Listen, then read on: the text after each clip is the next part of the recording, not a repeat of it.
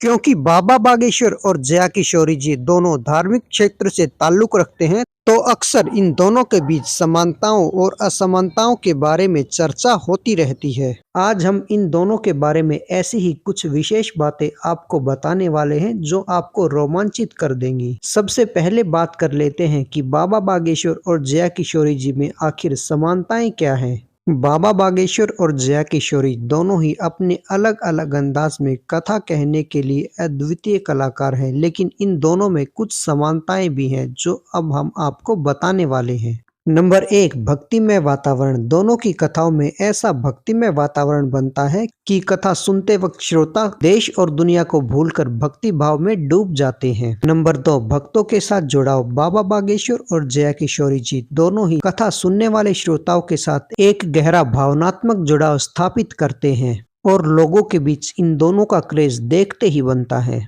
Number 3, भजन और संगीत का महत्व। दोनों की कथाओं में संगीत और भजन गायन का एक विशेष महत्व है। ये दोनों संगीत और भजनों के माध्यम से श्रोताओं को भगवान की भक्ति के करीब ले जाते हैं।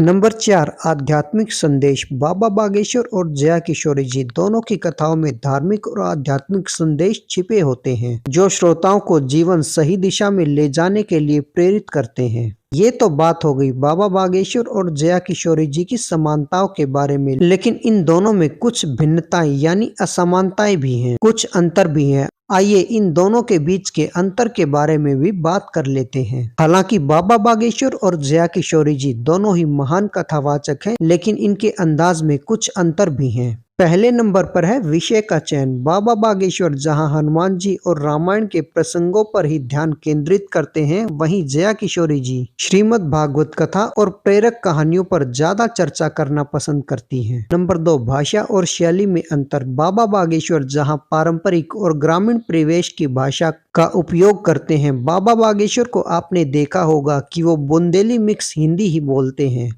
और उनका ये अंदाज उनके श्रोताओं को काफी पसंद आता है। जबकि जया किशोरी जी की भाषा में आधुनिकता और युवाओं के लिए विशेष आकर्षण होता है। नंबर 3, चमत्कार बनाम प्रेरणा। बाबा बागेश्वर की कथाओं में जहां दिव्यता और चमत्कारों पर ही ध्यान ज्यादा केंद्रित होता है, ये तो आपको पता होगा कि बाबा बागेश्वर एक दिव्य दरबार का आयोजन करते हैं जहां वो भक्तों के बिना बताए ही उनकी बातें बता देते हैं और उनकी समस्याओं का समाधान करते हैं। वहीं जया किशोरी जी की कथा में मुख्यतः प्रेरणादायक बातें ही छिपी होती हैं। जया किशोरी जी अपनी कथाओं के माध्यम से लोगों को आत्मनिर्भर बनने के लिए प्रेरित करती हैं। बाबा बागेश्वर और जया किशोरी जी दोनों ही अपने अपने क्षेत्रों में अद्वितीय हैं। उनका कथा कहने का अंदाज भले ही अलग अलग हो, लेकिन उद्देश्य तो एक ही है, सनातन धर्म और मानवता की सेवा करना। लोगों को धर्म, भक्ति और जीवन में सत्य के मार्ग पर चलने के लिए प्रेरित करना। बाबा बागेश्वर की कथाओं में जहां चमत्कारों और दिव्य शक्तियों का अनुभव होता है, वहीं जया किशोरी जी की कथाएं लोगों को आत्मनिर्भर बनने के लिए प्रेरित करती हैं, जीवन में कुछ बड़ा करने के लिए प्रेरणा देती हैं। और यही कारण है कि बाबा बागेश्वर और जया किशोरी जी को न सिर्फ भारत देश में बल्कि विदेशों में भी पसंद किया जाता है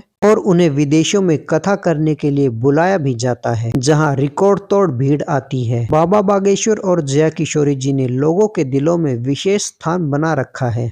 यदि आप भी बाबा बागेश्वर और जया किशोरी जी को फॉलो करते हैं तो हमारे साथ बने रहें और चैनल को सब्सक्राइब करके बेल आइकन प्रेस कीजिए। बोलते रहें जय श्री राम, जय बालाजी, जय हनुमान।